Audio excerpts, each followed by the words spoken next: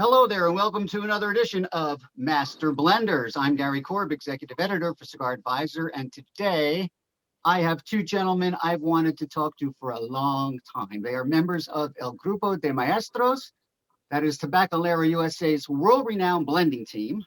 And we're going to get into some of the specifics on how they create cigars like Henry Clay Warhawk and Romeo y Romeo and Montecristo Espada Oscuro and Trinidad Paradox and H. Upman by Grupo de Maestros, Connecticut, and so many, many more.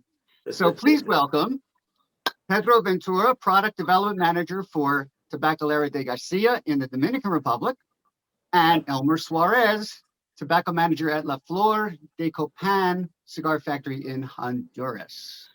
Gentlemen, thank you for taking time out to come on today. And I want to start with you, Elmer, because you look familiar. Have you ever been up to Famous Smoke Shop? Have you ever visited us up in Pennsylvania?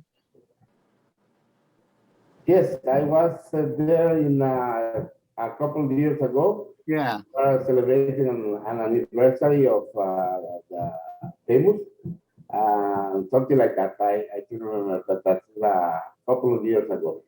Yes, yeah, because you look familiar. As soon as I saw your picture, I said, I think I know that guy. How about you, Pedro? Have you been up to see our operation? No, unfortunately not. Okay, well, we'll get you up here eventually. Anyway, so let me start with this. I guess, Pedro, since I've got you on the line here, tell us about the Grupo de Maestros and how the whole group works. Well, first of all, let me clarify that I'm the product development manager here in Tabacalera de Garcia, but also the production manager. So I'm responsible for the production as well. All right, very good. So now, referring to your question, the Grupo de Maestro is a group of people. Now 6 people. We used to be 8 people. Oh, okay. Now we're 6. Yes, oh, 2 of them already retired. Oh, okay. But we are 6 people, and we have members from La Flor de Copan and Tabacalera de Garcia. It's a team that we together are in charge and responsible to create the new blends for Tabacalera USA in coordination with Rafael Nodal. And it's a group of people with a lot of experience. We have people with more than 45 years in the tobacco industry, more than 40. Actually, I'm the youngest member of the Grupo de Maestro, and I already have 24 years in the tobacco industry. Wow. So we have a lot of knowledge, different ideas. I always say that we complement very well each other.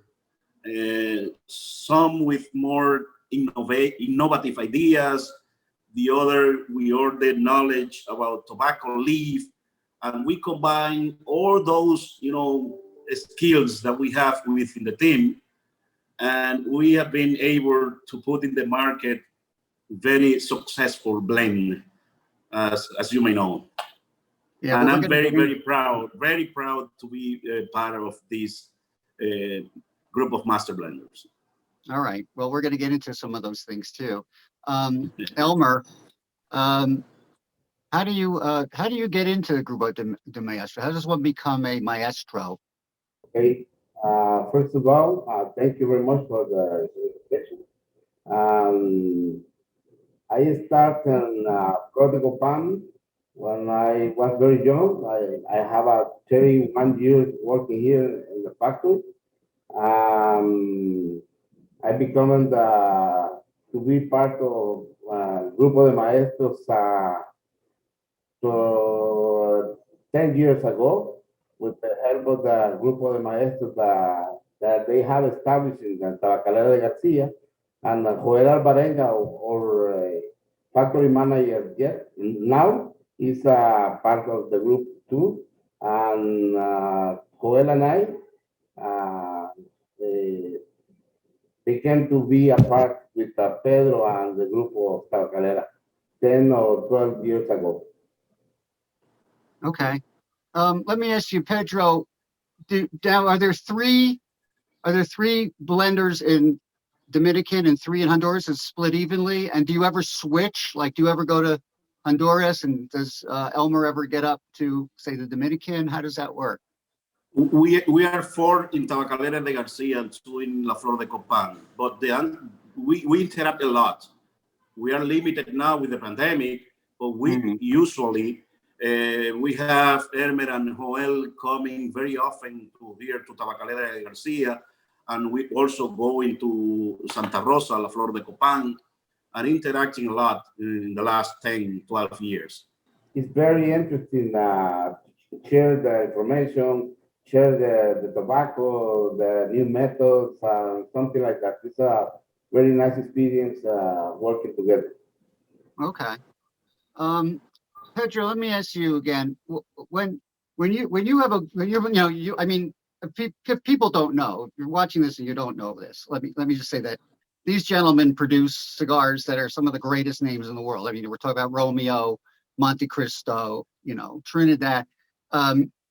When you're assigned to blend like a Montecristo or a Romeo or an H. Upmann, how much does the cigar's history, so to speak, account for how you're going to approach the blend, Pedro? Well, that's a very good question, and actually, I can say that there are two ways for us to create new blends, and to create also not only the blends but also the concept behind the blends and the history behind the blend, which is very, very important. And the first one, let's say that is coming the general concept from the market. They share with us that they would like to put in the market X or Y type of product. And with that general information, we have a general idea of more or less what type of tobacco we can start blending and combining in order to try to satisfy that general concept that they have. Okay. The other way is that we, as the Grupo de Maestros, we are always working with new blends. So several times we identify a special lot of tobaccos. And every time that we identify this tobacco with very good quality, special, characteristic, we put those tobacco aside. And then we start again, combining this special tobacco with others. And when we have more or less 2 or 3 options in the blend, we offer these options to the market with sharing with them all the information about the tobacco that we have identified. And then they define under which brands or the final concept to put these with the story behind that we have shared with them on the market. That's the way it works. And I think it works the same for La Flor de Copan and Elmer can tell, because the concept apply for both factories, La Flor and Tabacalera de Garcia. Okay. And a special point is we operate different like Tabacalera de Garcia, because we have in place here in La Flor de Copan or fermentation process. We have a group of farmers, and then they bring the tobacco here and we make the process of fermentation. We have the total control of the tobacco that we use in the monthly blend that we produce here in Flor de Copan. That's a special too. Elmer, I got to ask you this. You worked on the Henry Clay Warhawk, which made the number 10 cigar of 2020. Now, you're probably not surprised, but how does that make you feel, Well, we are very happy. Not surprised, because when we made the launch of the Henry Clay Warhawk, we know in our hearts that the tobacco is very special, because we use a special fermentation. Because if you see the tobacco is a Connecticut wrapper, and normally when you see a Connecticut wrapper, you say the tobacco is mild Right. or medium body. But we work with the fermentation of the one of the tobacco in there with a special fermentation in order to get the powerful the cigar. And we are very happy with the blend. And we are, for that I say, that we have the control with some tobaccos here in our fermentation process. And we can do anything with the tobacco. If you want more fermentation or you want less fermentation, we work with the team in order to get that that we want. All right. Well, congratulations. I think that's a Thank great you very much. accomplishment. I know you guys have had a ton of cigars over the years in the top 25. Let me, I just thought of this. You know how like baseball players, they get like a bonus if they hit so many home runs? Like, do you get a bonus if you get in the top 25? Don't answer that. Don't answer that. Anyway, so Pedro, I'm going to ask you about, Daniel Nunez, if you remember, Daniel Nunez, the great blender from Dominican for General. He used to say, the tobacco talks and we listen. Okay. How does the tobacco talk to you, Pedro? True. And that's very true. And basically, I would say, especially during the fermentation process. During the fermentation process, you cannot rush that process because you're gonna damage the tobacco. If you rush that process, for sure you're not gonna get quality tobacco at the end. So why we say, and I identify myself with what Daniel Nunez said, that the tobacco talk by itself, because during the fermentation, the tobacco will let you know when you have to change the position of the tobacco on the bulk. And at the end, when you do that, several times, the tobacco will tell you also when it's ready, because you will notice immediately the tobacco, the heat and the temperature is not longer increasing on the bulk. And that's why we say in the tobacco industry that the tobacco talks by itself. And I fully agree with that approach. And that's the way we can say that we know when the tobacco is ready. That's really good. Elmer, you agree with that? Yes, one of the best experiences in my life is that we see the tobaccos every day or every week, and we smell the tobacco. We go to the pilones and see the difference between 1 or 2 weeks between that you see the last time the tobacco, and it's very, very exciting when you start to smoke the tobacco. When you make the first test to the tobaccos, it's very, very special. And I agree with Pedro, the tobacco talks. Tobacco talks and the tobacco say, I'm ready, or what do you want? Yeah. I want to ask you about, Elmer, about, I love Honduran tobacco. I like cigars that have some Honduran in them. Now, just about every seed, I think, has been grown in Honduras. They have Connecticut, right? They have Corojo, Are there any tobaccos that do not grow well in Honduras? Okay, we grow all the kind of tobacco. We grow the Connecticut, we grow the broadleaf now, and the broadleaf of Honduras is very, very nice. It's a sweet tobacco, and criollo, corojo, all of that.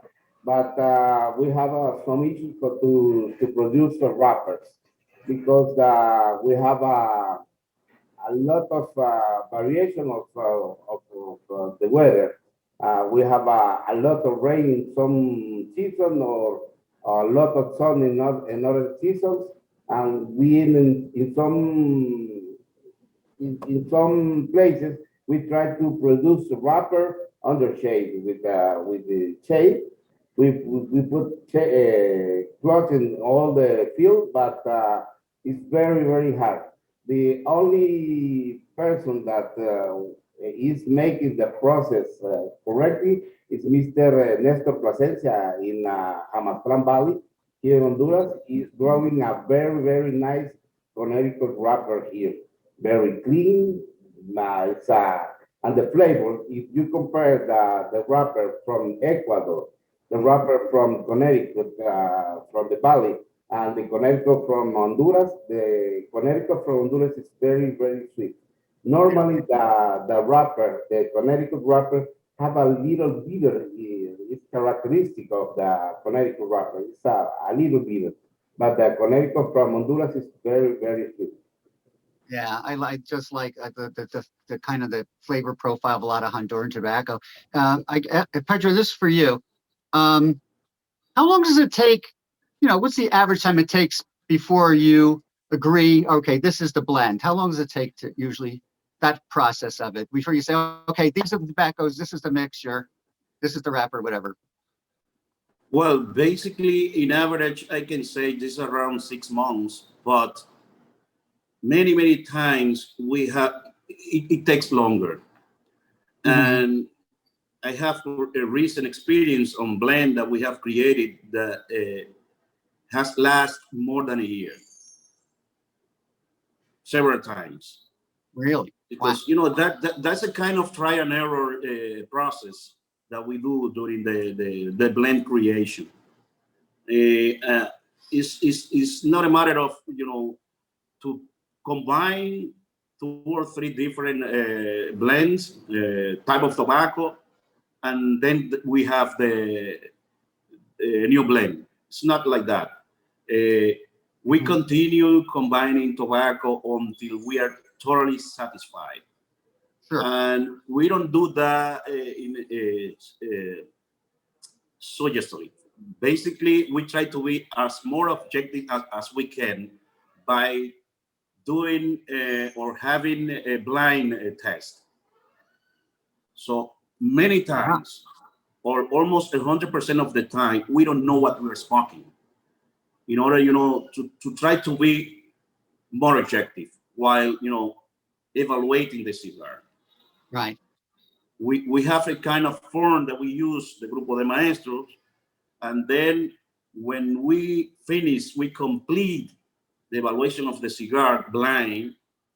We score in different parameters, and at the end, we select the one with higher score, of course.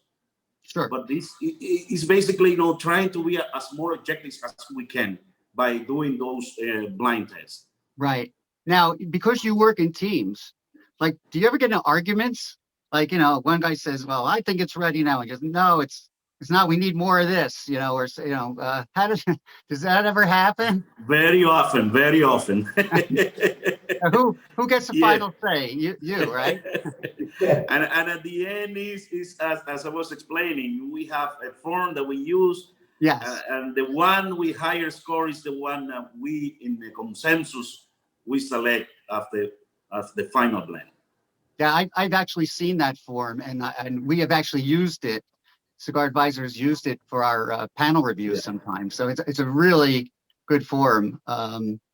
It's, you know, belongs to you guys. You know, I'm not going to say anything else more about what's on there, but it really does cover everything on the cigar, and it's pretty good. So I can see how that would happen. Elmer, I got to tell both of you guys. I have regards from our friend Rafael Nodal. He's worked with both of you, and I know you worked, Elmer. I know you worked with Rafael on the Henry Clay Warhawk, and Pedro, you worked with him on the H. Upman by Grupo de Maestros, Connecticut, correct? Yeah. Montecristo 50, the H. Upman Española. When you bring in someone like Rafael, I mean, I assume it's part of his job, but when he comes in, what does that additional palate add to the blending process, if anything? Does, you know, does he chime in and, you know, say, you know, I think it needs more of this, or he just kind of lets you guys do your thing? How does that work? I'll go to you first, Elmer. Okay, for my side, it's a very, very nice or a new experience working with Rafael. Mhm. Because, as you say, in some cases, we are trying that the Honduran tobacco stay in the blend, or Pedro say, no, we prefer the Dominican tobacco because Pedro is Dominican, I am Honduran. And, but we have a Rafael in the middle, it's like a referee. And he say, okay, why not put the Dominican and Honduran tobacco together and start to work together and we find a special blend. But really it's a very nice experience because we have like all the smokers in the world, we have some different balance Tasting, for testing. For yeah, example, for me, different for taste. me, Yeah. the best cigar is the medium body, Mhm. full flavor, but medium body. But the market right now is full body, no full flavor, full body with Mhm. all the experience that you feel in your throat, Mhm. the spices, or in your mouth, the bitters, or something like that. For for me, that is not good for me, but it's Okay. good for the market. And Rafael Nodal is trying to teach us to understand the market tendencies. Okay, I see. Yes, yes. and it's very interesting because in the past, with Grupo de Maestro, we proposed the blend, and together we bought, like Pedro said, in a special format. And Mhm. at the end of the day, the most higher score is the best blend. And this is, we present that to marketing, and they put the name, and they work at the arts and all of that. But now we are working together since the beginning to create the blend, to create the origin of the tobacco, to create the story of the tobacco, why we are putting that tobacco in that blend, and everything. All of that is special to put the name to the blend, or the new market or the new brand. Pedro, I wanted to talk to you about Famous Smoke Shop and the success that they've had with the Romeo and Julieta House of series, the private labels, the House of Capulet, House of Verona, House of Montague, and now we have a House of Romeo. I think you worked with Raphael on that.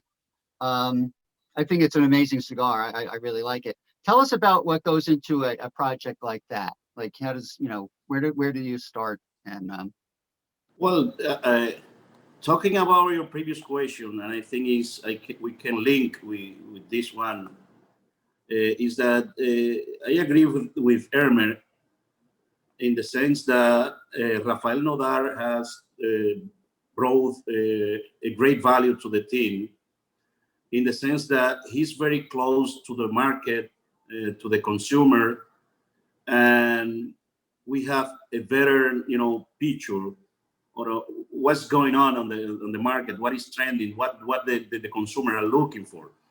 So with that information, with that insight, is easier for us to identify the type of tobacco that we have to combine, the type of blend that we have to create. And that's exactly what had happened with the latest releases from our side, that Mhm. we are more in line with what the market's looking for right now. And that's exactly what we can get, the value we can get by having a person like Rafael working with us. And what kind of Yeah. cigars do you tend to like personally in terms of strength and flavor? In my case, I has been always preferred cigars more on the medium Yeah. high level. It depends on the time of the day because I start smoking at 7:30 in the morning almost every day. And at that time, I prefer milder cigar. But after that, my preference is more on the medium to high level. Okay. So that's my personal preference. Elmer, how about you? I think you said you like medium body. Body, but in my case, it's different because we have every day in the morning at 8 o'clock in the morning, we make a special testing for the production that is running in the shop floor. And we smoke mild cigar, medium, and strong cigar at that hour of the day. And but to smoke normally in a day is medium body, full flavor. I love the complex cigar with a lot of experience in your mouth and something like that. Yeah. I like medium full, and I kind of like the cigars that have a certain amount of sweetness in them. And I'll tell you, one of my favorites, I've been raving about this cigar since it came out, is the Pedro, the Grupo de Maestros Connecticut, a Shotman. Yeah. That you did. I think it's one of the best Connecticut's. Yeah.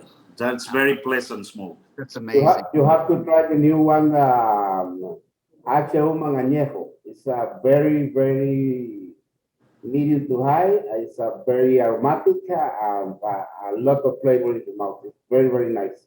Yeah. Oh, okay. I will definitely look into that. Actually, I have a box here in my office. Yeah, very good cigar. Have you worked together on a cigar, like both of you guys? Or have you ever worked, No. together, or you're both always separated?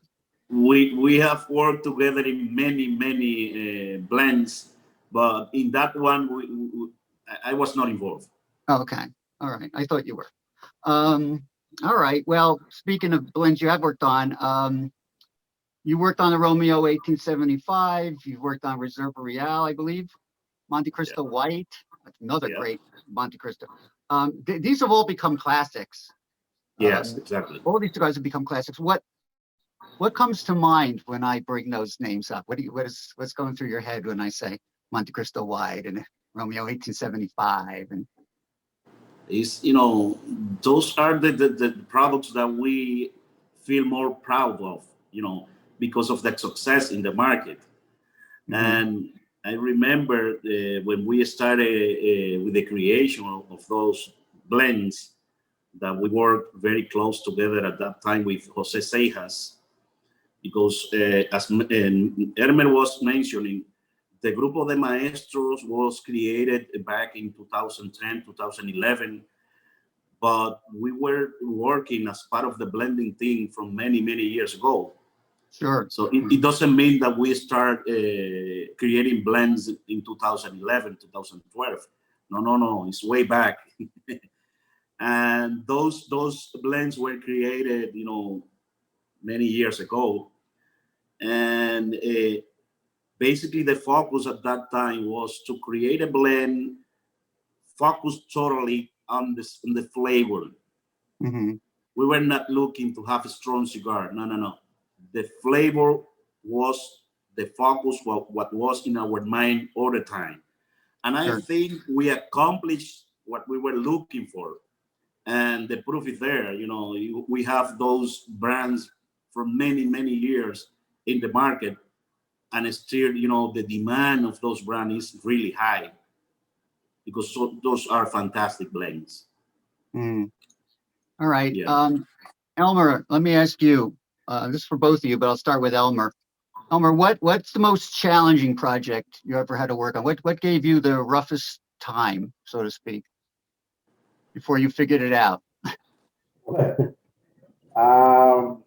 Right now, my challenge in the project is maintain the same flavor, but the same aroma, and all the blends that we have in the market. but right now we are working developing a new seed from here from Honduras, and in order to get to the Criollo 98 more powerful and try the fermentation, try to get to that tobacco the best fermentation in order to obtain that we are looking for. One tobacco that have a very nice or acceptation in the market to all the people, to all the people, and maintain the flat the cost. This is the challenge more. This is our target. Give to the people the cigar that they want with the best value in the market. Okay. How about you, Pedro? What was the most challenging project you've had to do with the group? Well, that's a very easy question for me, and it was the creation of the blend for the a Shotman Española. You know, a Shotman Española has andullo in the blend, and blending with andullo is a very difficult task. And what is that exactly? And andullo is a tobacco that is grown and fermented here in the Dominican Republic, using a very tobacco that is practically only from DR. Okay. And it's a very strong tobacco. It's a kind of tobacco mass. Then we have to split when the mass is compact. We have to split the leaf one by one. So imagine for us to create a blend for a long filler cigar like premium cigar are, how difficult it is. And that's the blend that have took more time for us to develop. And it was like 1.5 years to create that blend. Wow. It's unbelievable. I'm going to ask you about this too, because we were talking about, cigars that get into the top 25 and things like that every year. And if Cigar Advisor, we don't really give numbers to the cigars we review. I mean, it's just, I don't know, we just don't feel it's necessary. Either we like it or we don't. If we like it, we tell you why. And, but have you ever read, I'll start with you, Pedro. Have you ever read a review of one of your cigars and said, I never tasted that? Where's this guy coming from? Yeah. And absolutely, yes. And it happened several times, being honest with you. From different, magazines, from different. So. Yeah. But I think it's normal, right? Yeah. So it's like, how about you, Elmer? Did you ever read a review and say, that's not what I was going for, but okay, they like it. So maybe they don't like it. It's very interesting. As Pedro knows, we have a document, and we qualify the flavor and the aromas. At the end of the day, it's a spider diagram for the aromas. That is, and for the flavor is like some bars of. And it's very interesting because when the Grupo de Maestros work together, it's amazing that the flavor that I identified, Pedro said, I identified that. And we check the two documents, and it's very similar. But when we read the comments in the magazines, it's okay, it's close, but it's not that that's right when we are creating something new or smoking a blend all on one long blend. It's interesting, but it's close for me. All right. It's Now, true. which one of you has been in the group longer? Is that you, Pedro, or No, no? because the group was created in 2011 and we started together. Yeah. All right, because But as a master blender, Elmer has more time than me. okay. Well, then Yeah, I'm going to because ask Elmer this, my last question. Well, you can answer it too, but like, do the Grupo de Maestros, do they have groupies? I mean, like, are women attracted to master blenders, and, write you emails and That is a good idea. We have to create a Facebook fan page in order to say follow the Grupo de Maestros, because we don't have that. I didn't think. How about you, Pedro? You have well, groupies? I'm very active on the social media and we receive a lot of comments that I get really surprised. All right. Well, you're both married. I don't know. You're happy. Yeah. All right. That's good. All right. Well, Don't anyway, show this to my wife, please. I am happy married. I am happy married. yeah, we know. All right. Well, anyway, look, you guys have been fantastic. Pedro and Elmer, it's been great talking to you guys. I hope I get the chance to come down and maybe see you guys in action, either in the Dominican or in Honduras. And, let us know if you'll be coming up again to this way to visit us at Famous Smoke Shop sometime this year. All right. So thank you for joining me. You guys have been great. And I wish you all the best and stay healthy. And I hope we get to see you again soon. Thank you very much. My pleasure. My pleasure. Mucho gusto. Take care. Gracias. Luego, luego.